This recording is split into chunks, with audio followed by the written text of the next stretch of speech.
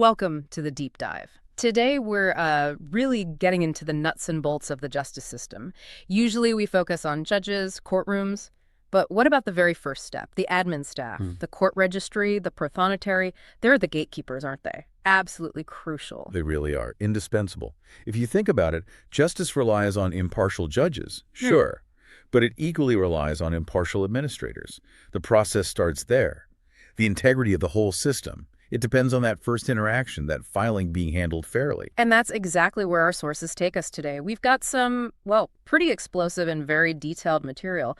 We're looking at serious allegations from a self-represented litigant, Shivesh Kuksal, or SK, and these are aimed squarely at the Supreme Court of Victoria Registry and its head, the prothonotary Rod Ratcliffe. That's right. The core of the allegations involves things like systemic obstruction, even discrimination, and claims of manipulating court filings deliberately to favor state bodies like the Victorian Legal Services Board, the VLSB. Yeah. So our mission here is to unpack this for you. We want to understand how this alleged breakdown at the admin level, how it really threatens basic procedural fairness, the rule of law itself. Okay, let's jump right in. Segment one. This idea of procedural discrimination as an actual policy. The sources suggest this wasn't just, a one-off bad day. It was acknowledged. It's quite striking. The detail in the sources points to specific administrative directives. It seems to have kicked off with an official direction from the prothonotary telling SK, the litigant, basically stop calling. Everything, every single question, every filing, put it in writing. Okay, hang on. Let's be fair. Was the registry just overwhelmed? The reason they gave was constant phone calls causing confusion and delay. And they did point out SK had, 7 active proceedings? That's a lot for one person. Couldn't it just be managing workload, setting boundaries? That's the critical question, isn't it? Yeah. Workload management versus targeted action. The sources frame this not as standard procedure, but as a specific barrier put up just for this litigant. And then there's the justification they offered, which the sources really pick apart. The prothonotary called it the sophistication defense. Right. The old, we're treating you differently, but don't worry, you're smart enough to cope argument. Essentially, yes. Yeah. The registry actually acknowledged SK was, quote, a very sophisticated self-represented litigant, said he had comprehensive knowledge of civil procedure. And they used that sophistication to argue that this different treatment, this phone ban, didn't actually cause him material prejudice. Yeah. It's a curious line of reasoning, using someone's competence to justify treating them differently. But didn't this policy admission go even further? It wasn't just the prothonotary. Correct. This is where it gets really concrete. The deputy prothonotary, Natasha Russo, she apparently corroborated it, admitted during an investigation that there was a policy of exclusively reviewing the lodgements of self-represented litigants, end quote. And crucially, this extra review step added an additional 2 working days to get documents approved. Wait, 2 extra days. So if a lawyer files something, it could go through quickly. But if SK files the exact same thing, because he's self-represented, it automatically gets held up for 2 business days for review. That's the structural disadvantage being described, a built-in delay based purely on representation status. And later, when challenged on this delay, the prothonotary apparently tried to spin it, called it a form of forced assistance, helping him out by scrutinizing his work more closely, which seems to compound the issue, adding what sounds like a disingenuous layer onto the initial problem. And this whole situation points to a much bigger, almost existential threat, doesn't it? About the registry overstepping its role. Because they weren't just checking formatting, were they? The sources say they rejected filings based on substance. Grounds like abusive process. And that is the danger zone. Yeah. It touches on the separation of powers. An administrator's role is procedural. Check the boxes, collect the fee, log it in. Simple, or should be. It's the judge's role to look at the content, the legal arguments, and decide if something is, say, an abusive process. So if the prothonotary starts making those kinds of substantive judgments, rejecting documents based on their view of the legal merits, they're basically acting like a judge. Blocking access before the judge even sees the case. That's precisely the concern raised. Yeah. It fundamentally undermines equal access. Administrative discretion starts replacing judicial authority. The gatekeeper becomes the judge, in effect. Okay, this is where things escalate. Segment 2, the filing sealing scandal, as the sources frame it. Specific allegations now, not just policy. Alleged collusion, favoritism towards state bodies like the VLSB. Yes, and the sources highlight one particular day as a sort of smoking gun. October 7th, 2025.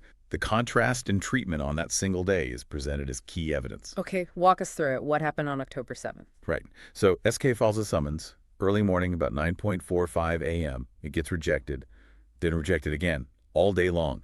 Part of the reason given, it listed multiple proceedings on the one document, a procedural no-no, according to the registry. All right. Seems like a technical rejection. Annoying, but maybe justifiable based on their rules. Maybe.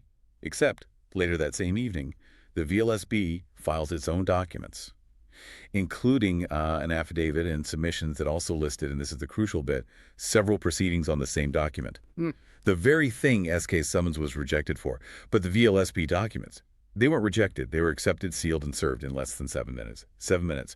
Filed at 6:51 p.m. after hours, and boom, done. Wow. Less than 7 minutes after hours service, while SK is getting bounced all day for the exact same reason. Just quickly, for listeners, sealing a document, what does that signify?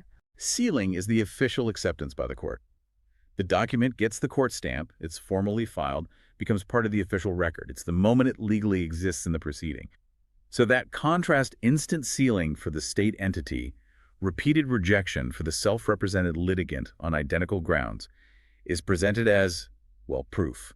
Proof of a double standard being weaponized. Understandably, this led to some pretty strong reactions from SK. The sources quote him describing this as prostituting access to the court and saying the reasons for rejecting his own evidence were just fraudulent excuses. Pretty intense language. Very intense. The implication is clear. The rules that were supposedly applied rigorously to him just seemed to vanish when the VLSB filed. That's what's meant by the weaponization of procedural technicalities, using the rules selectively to create an uneven playing field. But it didn't stop at just preferential treatment, did it? The allegations got even more serious. SK accused the prothonotary of actually tampering with the court record itself, altering filing dates. That's another major allegation, yes. Manipulating the court's automated system.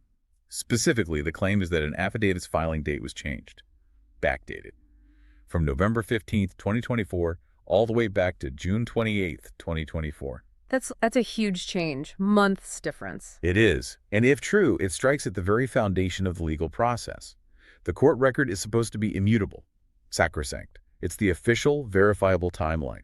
Any suggestion of tampering, whether it's fiddling with the system or using some procedural override, it's incredibly serious. Could it have just been an error? A system glitch? People make mistakes, systems have bugs? That's always a possibility, of course.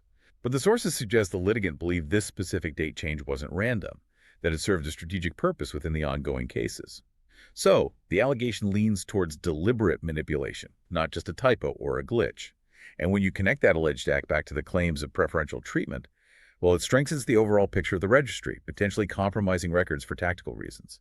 Okay, so this brings us to segment 3. Confronting the court. SK's strategy shifted towards forcing the issue, right?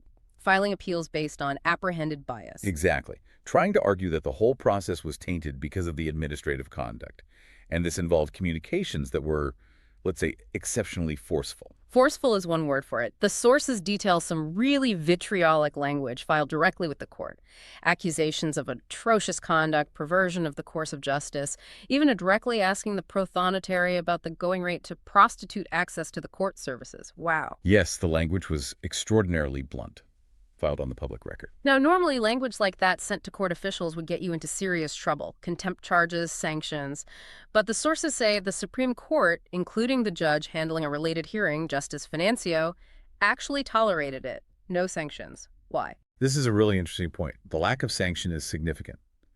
The interpretation offered is that the judiciary, despite the extreme language, chose to focus on the substance of the complaint. They seem to prioritize addressing the alleged systemic administrative failure over enforcing strict rules of decorum. So by not sanctioning the language, the court perhaps implicitly acknowledged the severity of the situation SK felt he was facing, given the context. And just to remind everyone, apprehended bias, what are we talking about there in simple terms? It's the idea that justice must not only be fair, but must also appear fair to a reasonable observer. So if the administrative staff, the people running the gateway to the court, are demonstrably biased or acting improperly, it potentially taints the entire process. It can be grounds for a judge to step aside, recuse themselves, or even invalidate decisions because the foundation looks compromised. And all this tension really culminated in a specific hearing before Justice Financio in October 2025. It did. A very dramatic moment described in the sources. Judge Finanzio finds out that the prothonotary has just rejected SK's latest filings. The alleged obstruction is literally continuing while the judge is hearing the case about the obstruction.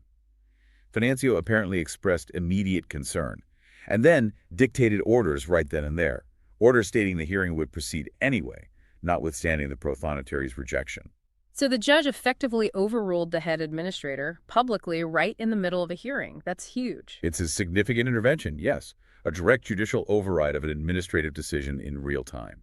And understandably, SK saw this as a major vindication, as the judge essentially validating his campaign against these alleged administrative failures. But incredibly, the sources claim the saga didn't even end there after the judge's direct order. Apparently not. The judge ordered SK's revised summons to be sealed. And this revised version specifically included an application to review the prothonotary's decisions, a crucial piece. But SK alleges that what the prothonotary actually sealed was an earlier version of that summons, a version that didn't contain that critical application for review. Wait, so even after being directly told by the judge to proceed, the allegation is the registry still tried to block the review application by supposedly swapping the documents. That's the final, quite stunning allegation described. It underscores the litigant's core argument, that the administrative gatekeeping had become so entrenched, so persistent in its alleged obstruction, that it was effectively usurping the judge's authority. It led to this extraordinary situation where the court had to schedule a 2-day hearing just to decide if its own processes were so compromised by potential conflict that it needed to recuse itself entirely. So let's bring this all together. What's the key takeaway here for you, the listener? We're seeing a really intense legal fight. One litigant using every tool available, aggressive language, technical legal challenges, trying to force accountability from the court's own administration. And the fundamental point is about that administrative layer. When its impartiality is questioned, when it's perceived as compromised, it's seen not just as bad admin, but as systemic corruption, something that, quote, shamelessly deprives people of access to justice. SK's fight wasn't just about his specific cases. He explicitly framed it as tackling the foundations. He said, organized crime only flourishes when it is afforded the transactional stability provided by seemingly inconsequential contributors, like, he argued, the prothonotary. So this deep dive really highlights how crucial that often invisible administrative machinery is. The fight for real justice, for accountability, sometimes has to happen not just in the main courtroom, but at the front desk, in the registry. Exactly. Which leads us to our final provocative thought for you to consider. Think about the court's unusual tolerance for that incredibly vitriolic language we discussed.